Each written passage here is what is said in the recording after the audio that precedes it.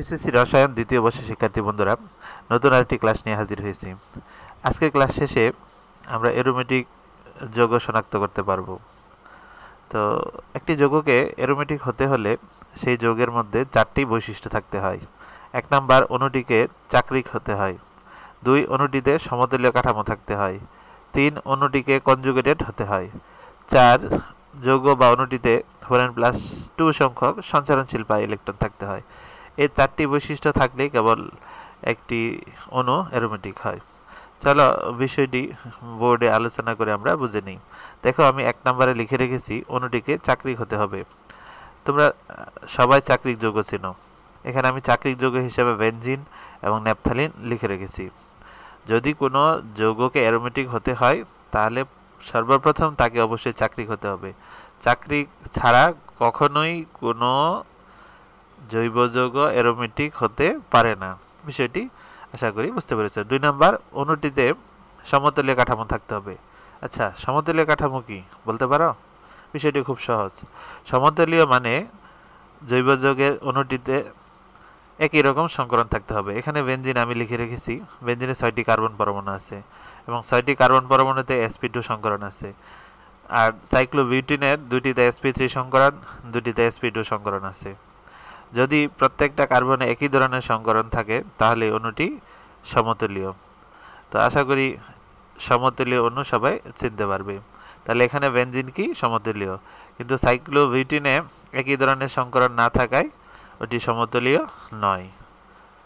তো 3 number, অণুটিকে conjugated হতে হবে। কনজুগেটেড সম্পর্কে ধারণা আছে?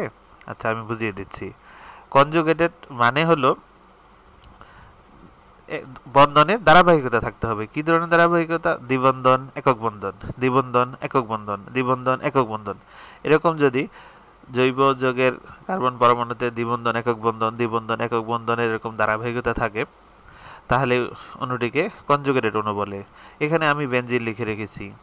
বেনজিনের 3টি দ্বিবন্ধন, 3টি একক বন্ধন আছে এবং এগুলা কিভাবে আছে? দ্বিবন্ধন, একক বন্ধন, দ্বিবন্ধন, একক বন্ধন, এভাবে ধারাবাহিকতা অনুসরণ করে আছে।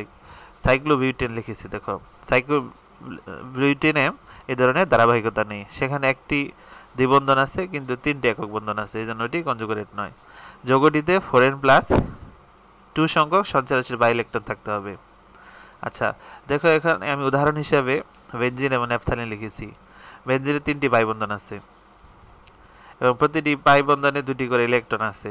সুতরাং এখানে সঞ্চারনশীল ইলেকট্রন হবে কয়টি? 6টি। আচ্ছা, তো এই সঞ্চারনশীল 6টি ইলেকট্রন সর্বদাই চক্রের ভিতরে ঘুরতে থাকবে, অর্থাৎ ডিলোকালাইজড হতে থাকবে। এগুলা কখনো একটি পরমাণুতে আবদ্ধ থাকবে না। তো সর্বদাই আবর্তনরত বা গুণরত অবস্থায় থাকবে। ডান দিকে আমি ন্যাপথালিন লিখে রেখেছি। ন্যাপথালিনে 5টি পাই বন্ধন আছে।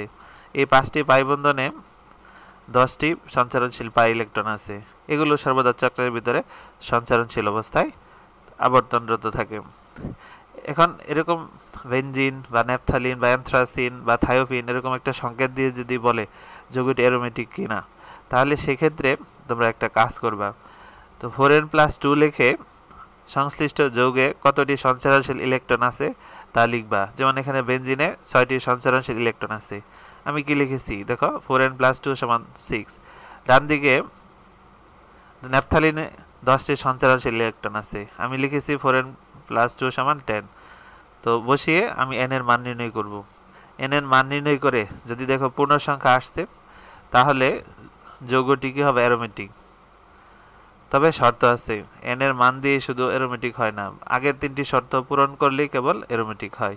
সবাইকে ধন্যবাদ।